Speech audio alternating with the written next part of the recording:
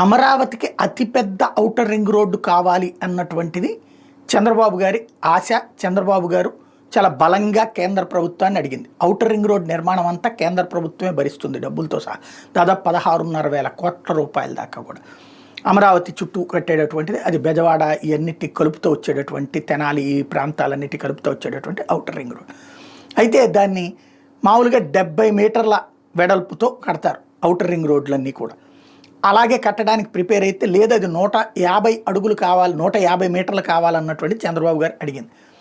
అయితే 70 మీటర్లకు మించి కట్టడం కష్టం అంటూ ఎన్హెచ్ వాళ్ళు తిరస్కరిస్తే నితిన్ గడ్కరీతో ప్రత్యేకించి చంద్రబాబు మాట్లాడడం, మరొక వైపున ఎన్డీఏ కూటమిలో భాగస్వామ్య పక్షం కావడం తెలుగుదేశం పార్టీ ఇక్కడ ఎన్డీఏ ప్రభుత్వమే నడుస్తున్నటువంటి నేపథ్యంలో ఈ ప్రతిపాదనని అంగీకరించింది. ఇప్పుడు 140 మీటర్ల వెడల్పుతో రోడ్డు నిర్మాణం జరగబోతోంది. అంటే ఒకేసారి ఒక 10 వెహికల్స్ అటు ఇటు కలిపితే మూవ్ అవ్వగలిగేటటువంటి ఒక అతిపెద్దదైనటువంటి ఔటర్ రింగ్ రోడ్డు. ఇది ఖచ్చితంగా సాధ్యమవుతుంది, నిర్మించి తీరతారు. ఎందుకు అంటే కేంద్ర ప్రభుత్వం ప్రారంభించేది ఏది ఆగదు.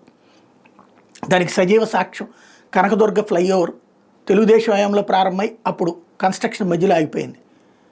ఎందుకు? కాంట్రాక్టర్ మూలంగా. కానీ ఆ తర్వాత వచ్చి కూడా కంటిన్యూ చేశారు కదా.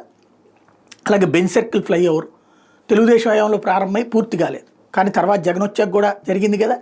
మచిలీపట్నం హైవే సేమ్ అప్పట్లో ప్రారంభమైంది, తర్వాత జగన్ వచ్చాక పూర్తయింది కదా. కాబట్టి ఎవడు అధికారంలో ఉన్నా ఎవడు లేకపోయినా సరే ఖచ్చితంగా వాళ్ళు ప్రారంభించిన ప్రాజెక్టు పూర్తి చేస్తారు.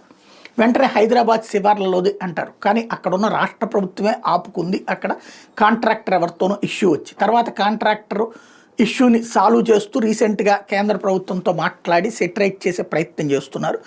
అది నడుస్తుంది ఖచ్చితంగా. అది కాంట్రాక్టర్ ఇక్కడ కూడా కనకదుర్గ వారధి అట్లాగే కాంట్రాక్టర్తోనే తలనొప్పి అయినటువంటి పరిస్థితి.